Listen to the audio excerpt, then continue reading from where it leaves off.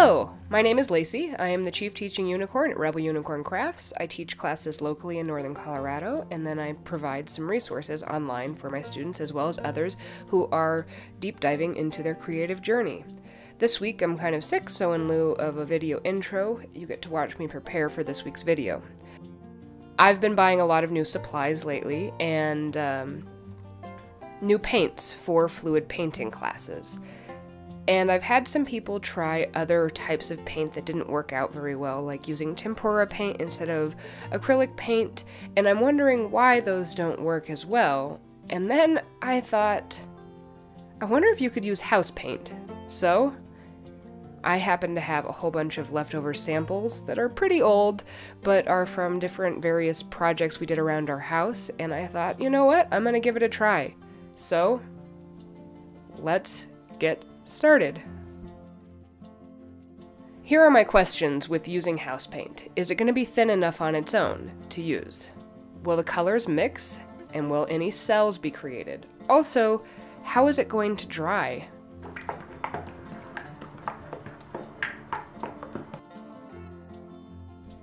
Okay, so here are the paint colors I'm going to be working with. I've got a couple blues, a yellow, and a white, as well as some silicone oil. These are all a little old. Most of these are at least 2 years old, and I think the yellow might even be from the prior owners of our house. So I guess what I'm saying is we're not working with the freshest materials here, so let's cut them a little slack. The painting on the left be the one where I don't have any silicone, and the painting on the right will have silicone in it.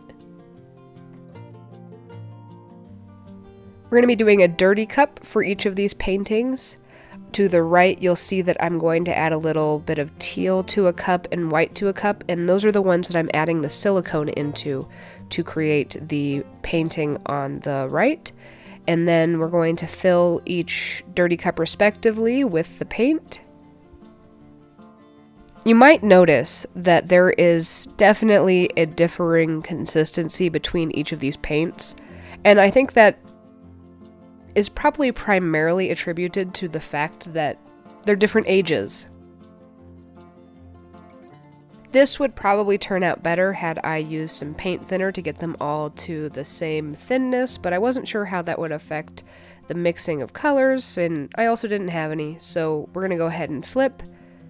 And since this is much thicker than what I'm used to, I'm gonna let them actually sit there for a little bit longer before I go ahead and release.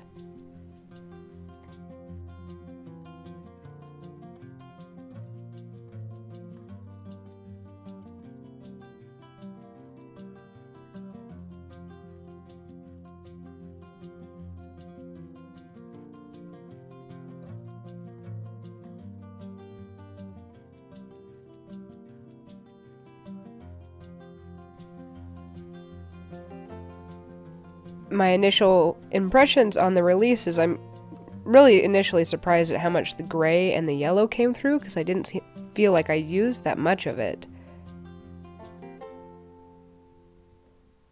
But preliminarily, it looks like you can fluid paint with house paint.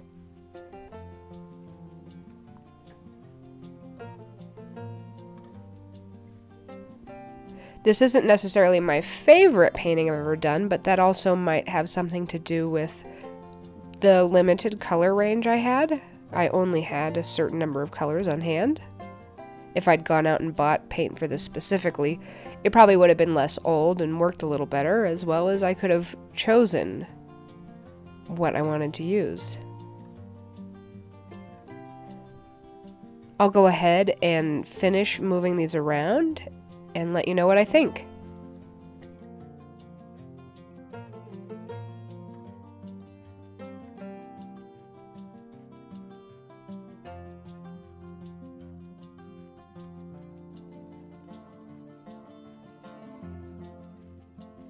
The more I moved this, the more impressed I was at how much it was looking like a fairly traditional fluid painting. I might be getting a few more cells with the silicone side, but not many. I am getting a few on the non-silicone side too, so I don't know if they just react together. And I know this would have turned out a lot better if I had a slightly thinner consistency. I had a hard time getting enough of the paint to move around and to flow off of the canvas because some parts were thick.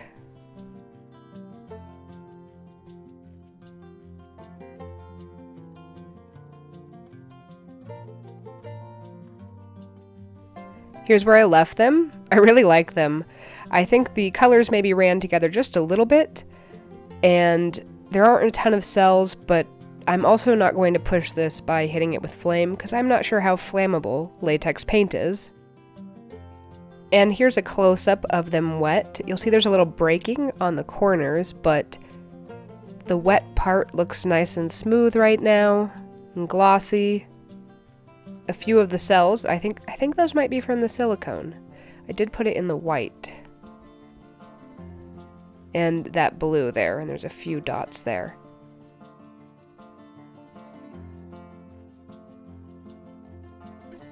And then the other interesting thing here, you can really see the differing thicknesses when I show you kind of the shadows on the side. You can see the paint that was thicker and didn't move as much. And here they are dry. So I left this paint really thick, and one thing I was really surprised by is they dried much faster than my traditional acrylic paintings, and I think that has to do with a reduced water content. But they were dry probably within 16 hours versus the 24 to 36 that I seem to usually have.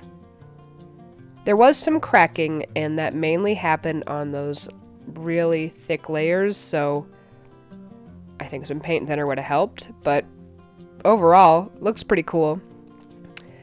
Also, since most of these were satin paints, these are a little glossier.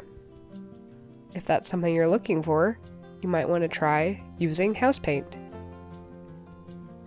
Thank you so much for watching. If you'd like to see more videos like this, please check out the links in the description box below where I dive into other variables. If you're local to Northern Colorado and would like to take a class with me, visit rebelunicorncrafts.com. If you just want to see what I've been doing lately, visit my Instagram at rebelunicorncrafts. And I hope you have a magically creative day.